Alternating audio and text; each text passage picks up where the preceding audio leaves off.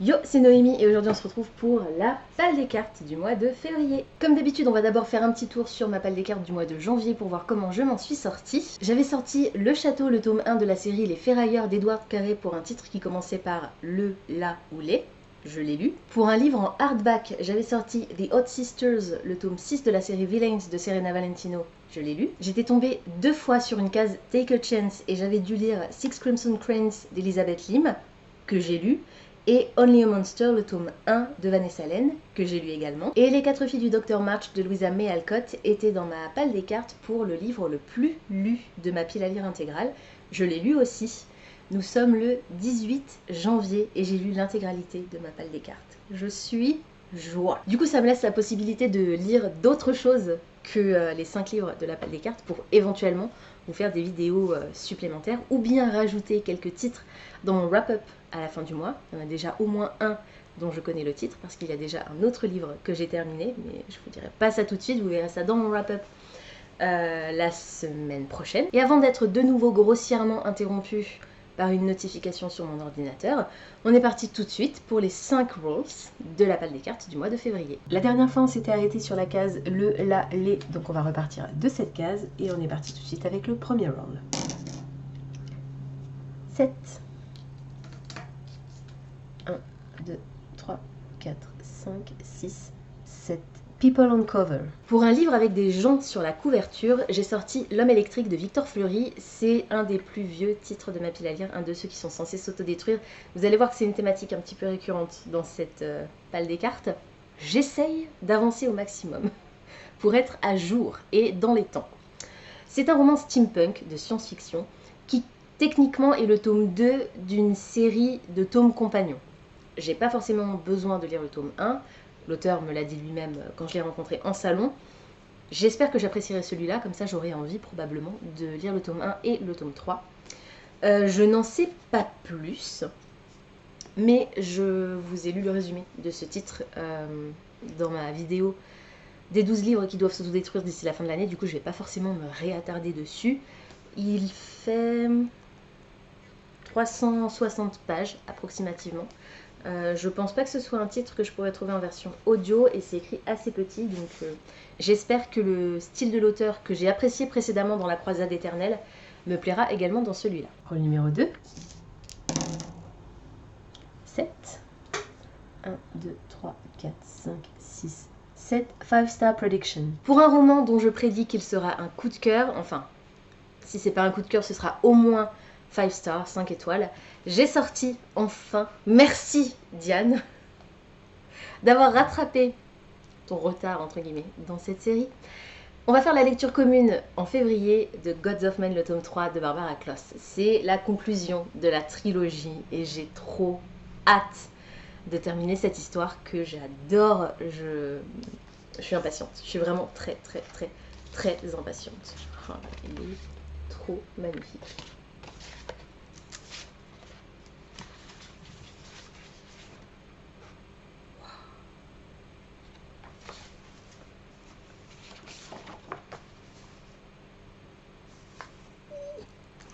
C'est une série de high fantasy dans laquelle on va faire la rencontre d'un personnage qui va accidentellement tuer sa sœur au début de l'histoire. Simplement en jouant un air de flûte. Elle va du coup se retrouver exilée en fuite et se cacher pendant plusieurs années jusqu'au jour où elle va être retrouvée. On a des créatures monstrueuses, on a des complots politiques, on a une histoire d'amour qui au départ, sans être vraiment un enemies to lovers, mais est un... D'ailleurs, Diane m'a fait trop rire. Parce que, donc elle a découvert cette série-là en décembre, je crois. Elle a dû lire le tome 1 et le tome 2 en décembre, back to back. Et elle me dit, il va falloir qu'on invente un nom de trope pour cette situation, parce qu'effectivement, ils sont pas enemies to lovers, ils sont pas vraiment ennemis en fait. C'est deux royaumes distincts qui, à une époque, étaient ennemis, mais qui maintenant ne le sont plus. Mais ils sont pas non plus hyper potes ou quoi, ils sont juste... voilà, ils n'ont pas forcément de relation. Et les deux personnages viennent chacun d'un clan, enfin d'un de ces pays. Donc pas vraiment ennemis, mais pas vraiment friends non plus. Enfin c'est... voilà. Donc on va inventer un nom de trope pour ce...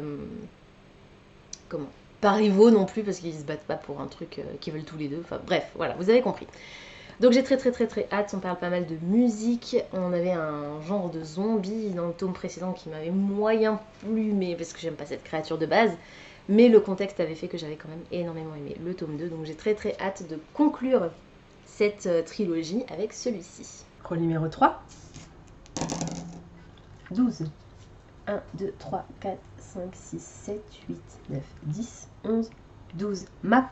Pour un livre avec une carte, j'ai sorti encore un des 12 titres qui vont s'autodétruire d'ici la fin de l'année, Cogito de Victor Dixon. Et alors il n'y a pas de carte au début, mais le texte est parcouru, le livre est parcouru de plusieurs médias différents, dont des cartes, que ce soit sous ce format-là ou bien des cartes type cloud. Donc on est sur de la science-fiction, il est question d'intelligence artificielle. J'ai un peu peur de celui-ci, je l'appréhende assez. Je pense que ça va quand même se lire vite, vu le format.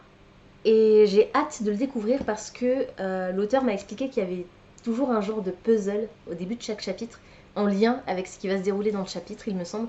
Donc j'ai assez hâte de commencer à le lire et de découvrir un petit peu cette aventure. Rôle numéro 4. 2. 1, 2. Fantasy. Pour un livre de fantasy, j'ai encore sorti un des plus vieux livres de ma pile à lire, et il s'agit cette fois-ci de Entre Troll et Ogre de Marie-Catherine Daniel, pas de Marie-Daniel Catherine, de Marie-Catherine Daniel. High fantasy, troll, ogre, avec des créatures fantastiques. Il est question, je crois, de deux frères. L'un est troll, l'autre est ogre. Ils ne se parlent plus parce que c'est un peu la guerre tout court, je ne sais pas, mais voilà, ils sont pas vraiment... Ce ne sont pas forcément des races qui sont particulièrement proches ou sympathiques entre elles. Mais là, il va y avoir un souci. Donc notre personnage principal qui s'appelle Arsouille va essayer de partir à la recherche de son frère parce que apparemment il y a un problème. Donc je n'en sais pas plus. Il n'a pas l'air très long. Il fait 276 pages. C'est écrit assez petit. J'espère que le style de l'autrice va me permettre d'entrer dans l'histoire. Je sais pas du tout à quoi m'attendre. La couverture a l'air sympa. Le pitch est plutôt chouette. On verra, totale découverte. Et le rôle numéro 5. 5. 1, 2, 3, 4, 5. Vampire. Et pour finir, on est tombé sur la case vampire. Et alors là,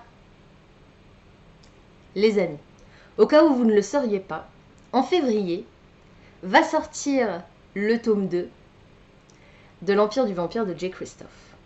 Seulement, il sort le 29 février. Du coup, j'avais un peu les boules quand je suis tombée sur cette case, parce que j'adore les vampires, et j'ai d'autres livres de vampires dans ma pile à lire, et d'ailleurs j'en ai sorti un qui me fait très envie, mais là pour le coup c'était juste timing presque parfait. Je peux vous dire quasiment de source sûre, cette source sûre étant moi-même, que si on retombe au mois de mars, avril, enfin la prochaine fois qu'on tombe sur la case vampire, et peut-être même avant, je sortirai l'Empire du Vampire. Sauf si j'ai réussi à le lire tout de suite. Ouais, enfin, on verra. Du coup, pour un livre avec des vampires, j'ai sorti une de mes autrices chouchou désormais, et j'ai très hâte que ça se confirme avec celui-ci.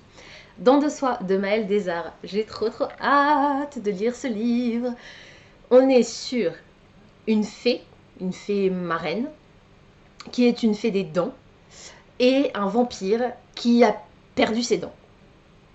Et donc c'est apparemment bourré d'humour, assez irrévérencieux. Le destin ne se trompe jamais, il faut seulement l'aider un peu.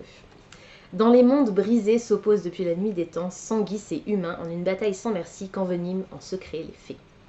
Noble Sanguis autrefois respecté, Devin est aujourd'hui déchu, édenté et promis à d'éternelles souffrances. Alors qu'il fait route pour le bagne, lui apparaît la plus singulière des créatures, Navy, est minuscule et rose des pieds à la tête, aussi plantureuse qu'elle est gorgée de magie, mais surtout elle est encore plus en colère que lui. Rétrogradée en bas de la chaîne féerique, alors qu'elle est la plus puissante de sa portée, la fée est décidée à prouver au monde qu'il a tort, et elle en a les moyens. N'ayant plus rien à perdre, ces deux-là scellent un pacte. Ensemble, ils pourraient prendre leur revanche si leurs ambitions se rejoignaient un peu plus et leurs sentiments un peu moins. Ça va être trop bien, j'ai trop hâte. Regardez-moi cette dédicace, trop choupinou. Alors. Et Maëlle Desarts de dire, quand elle m'a fait la dédicace et qu'elle a commencé à dessiner, l'inconvénient quand tu fais des personnages gros dans tes histoires, c'est que tu peux pas dessiner des bonhommes bâtons. Je compatis parce que mes skills en dessin sont proches du néant et que à part les bonhommes bâtons, effectivement, je sais pas faire grand chose d'autre. J'ai trop hâte de lire ce titre, potentiellement en fonction de quand on va programmer la lecture commune de Gods of Men. Potentiellement ce sera ma première lecture de février parce que il me fait trop envie. Voilà. Et voilà du coup ma palle des cartes du mois de février. Comme d'habitude, n'hésitez pas à me dire dans les commentaires si certains des titres que je vous ai présentés aujourd'hui vous intéressent, si vous les avez déjà lus et surtout ce que vous en avez pensé. N'hésitez pas également à nous rejoindre avec Diane sur la lecture commune de Gods of Men. Il y a toujours le lien vers le Discord dans la barre d'infos. J'ai pas encore les dates, mais dès que le salon aura été créé, il apparaîtra sur le Discord. Vous pouvez peut-être vous mettre une notification, je sais pas trop comment ça fonctionne, mais je pense que vous devez pouvoir mettre une notification pour vous informer dès qu'un nouveau salon sera créé sur ce Discord. Pour les autres titres, comme pour le mois de janvier, je vais pas forcément vous proposer une lecture commune parce que j'ai un rythme de lecture extrêmement rapide en ce moment, on va dire. Enfin, en tout cas, j'ai une cadence plutôt bonne. Faut dire aussi que j'ai été malade en janvier, ce qui m'a permis de lire un peu plus vite, même beaucoup plus vite. Et j'ai enchaîné les livres audio, la version papier avec la version audio, ou bien audio tout court. Donc ça m'a vraiment beaucoup aidé. Pour le mois de février, je suis pas sûre que je pourrais faire la même chose. On verra, mais j'ai hâte de le découvrir. Pensez à vous abonner à la chaîne, à liker et à partager cette vidéo, ça me fera toujours plaisir. Pensez également à activer la petite cloche de notification qui vous permettra de savoir quand je poste du nouveau contenu. En attendant de vous retrouver, je vous souhaite d'excellentes lectures, je vous dis à très bientôt dans une prochaine vidéo. Ciao!